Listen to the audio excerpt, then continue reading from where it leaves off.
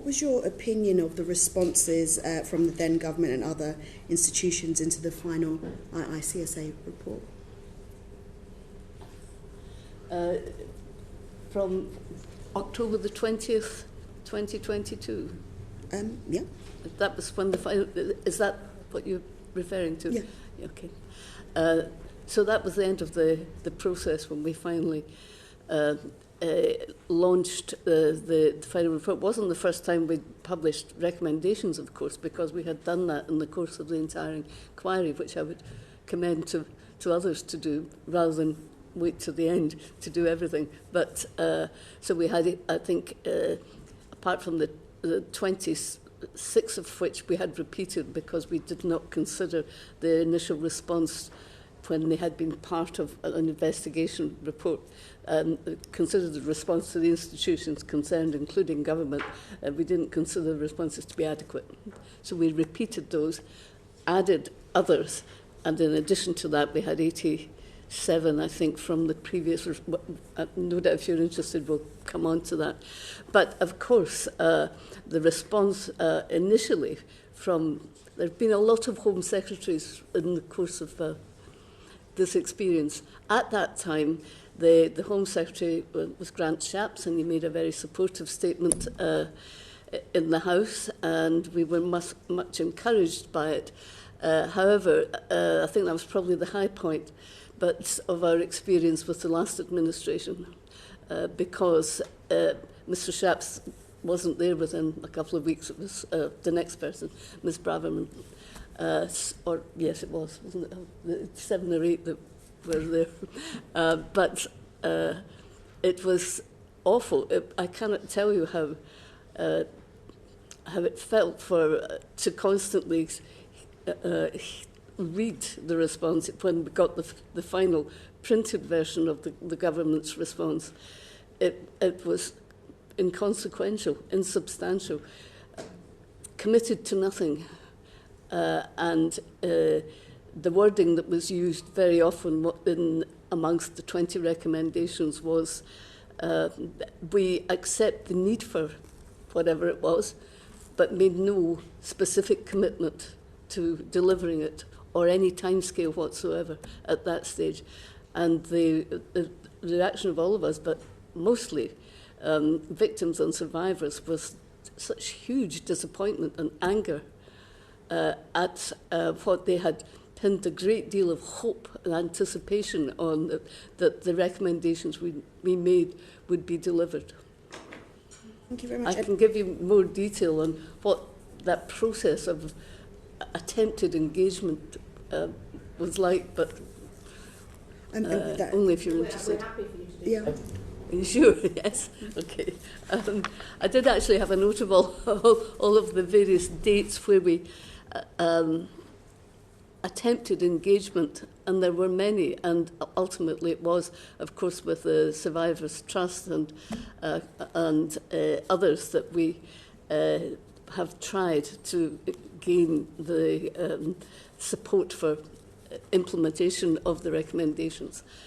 But it's been nearly 2.5 years now from the time that we launched the final report. But there were a number of occasions where we heard from officials that they were attempting to take things forward, but unfortunately that it never had any outcome.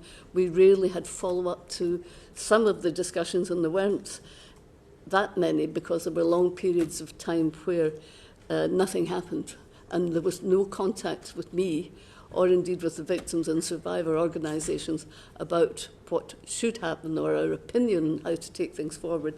Now, I proposed at one stage, I think it was in May or April or May 2023, that there should be a small grouping formed to follow up, to act as a monitor, if you like, on what was happening.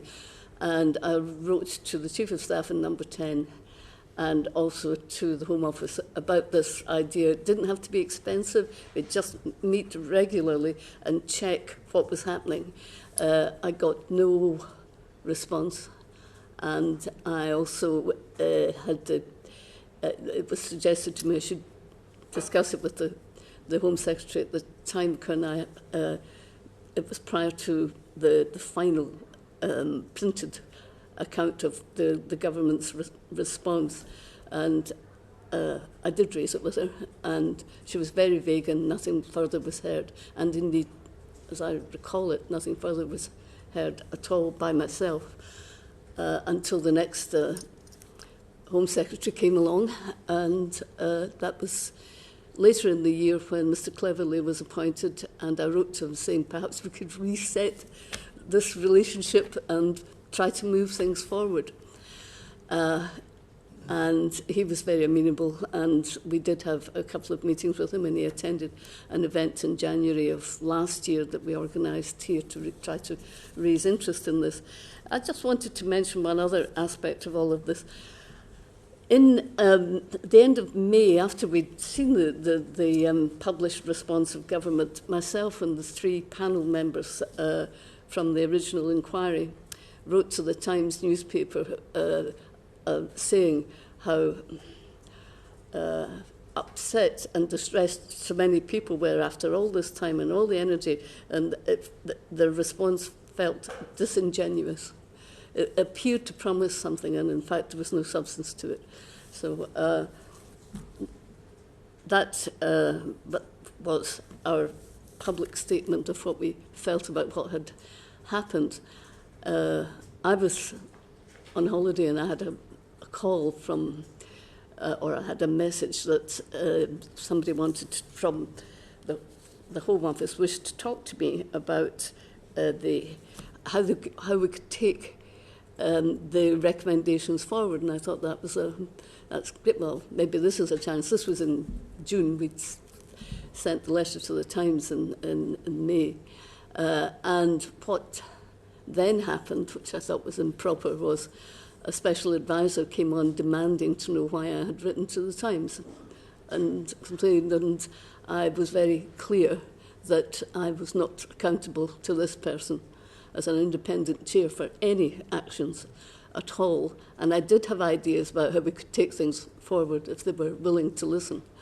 So that was not a happy experience either, of engaging and trying to push for these recommendations, which are much needed to go forward. Sorry, that was a long answer to your question, but I think it's important to say that we were not sitting back throughout this period of time. We were constantly trying to get political attention to the fact that these recommendations had not been acted upon. And of course, it's one of the biggest weaknesses of the public inquiry system. It's wonderful for establishing truth, etc., but the big weakness is there's no provision for structured monitoring of whether or not there is action taken, and verification of that action as part of the whole system afterwards. Thank you very much. I think you actually answered my next 2 questions. That was brilliant. But I just wanted to be clear, that was the extent of your engagement with the Home Office following the publishing of the report. Yes, I have a note of the different dates here that were relevant. I think I've probably covered them all. Yeah. I should say, of course, this has changed as well since the general election, and indeed in advance, apart from Mr Cleverly attending the event in January, Jess Phillips also attended it, and they were supportive, but there was one recommendation that was going to be acted upon, which was a version of mandatory reporting, but it was a kind of inadequate version of mandatory reporting, which had some problems with it. However, it was the only one, and that fell with the Criminal Justice Bill when the election was called.